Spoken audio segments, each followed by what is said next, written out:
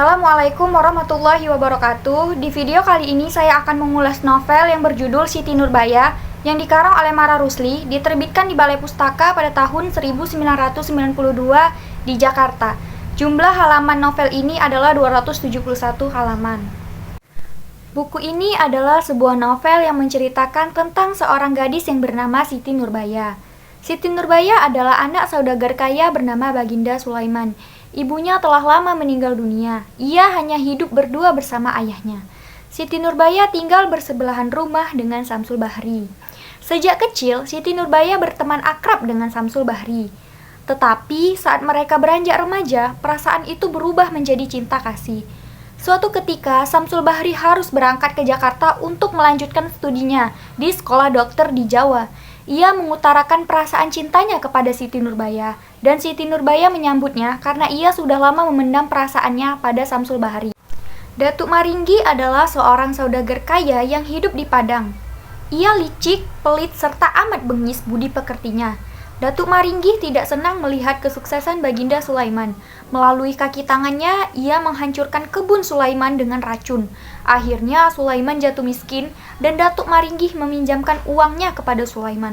Sulaiman tidak mampu membayar utangnya dengan waktu yang ditetapkan. Datuk Maringgi mengancam Sulaiman akan memenjarakan jika hutang tidak dilunasi, kecuali jika Siti Nurbaya diserahkan menjadi istrinya. Di dalam novel ini menggambarkan secara rinci sebuah pengalaman yang sangat penting terhadap kehidupan sosial, karena kisah tersebut menggambarkan nilai-nilai baik sosial budaya, agama, dan pendidikan, sebagaimana telah diketahui tentang sikap-sikap yang telah dilakukan oleh para tokoh. Ada sikap-sikap yang perlu kita contoh, dan ada sikap-sikap yang tidak perlu kita contoh. Setiap novel pastinya mempunyai keunggulan dan kelemahan. Nah, keunggulan dalam novel ini adalah novel ini mengisahkan tentang kisah mengharukan dalam mengungkap dimensi-dimensi kompleks dari manusia, menyangkut cinta, kekejaman, dan kisah tragisnya. Nah, kelemahannya adalah novel ini menggunakan bahasa yang tidak mudah dipahami, sehingga pembaca harus membaca berulang-ulang untuk memahami isi cerita tersebut, khususnya para kalangan remaja seperti kita.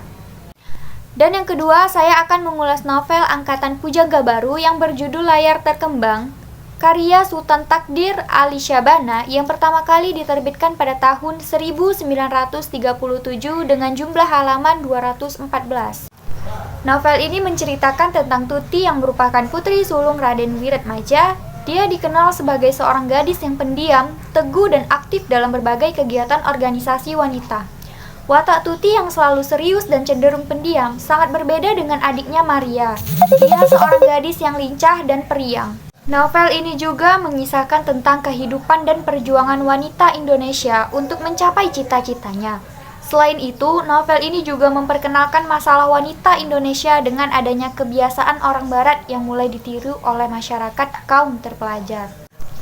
Kelebihan novel ini adalah alur yang ditulis sangat runtut, mulai dari pengenalan, klimaks, anti-klimaks, dan penyelesaian.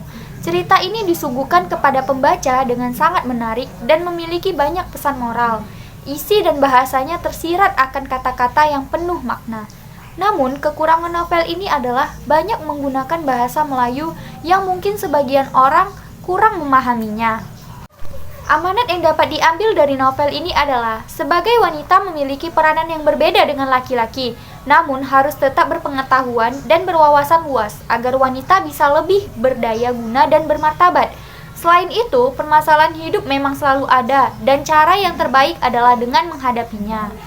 Perbandingan antara kedua novel ini adalah novel Siti Nurbaya, unsur-unsur kedaerahan masih menonjol dan bahasa yang digunakan sulit dimengerti. Sedangkan novel Layar Terkembang, unsur-unsur daerah sudah mulai berkurang dan bahasa yang dipakai adalah bahasa Indonesia modern. Sekian dari video saya, terima kasih.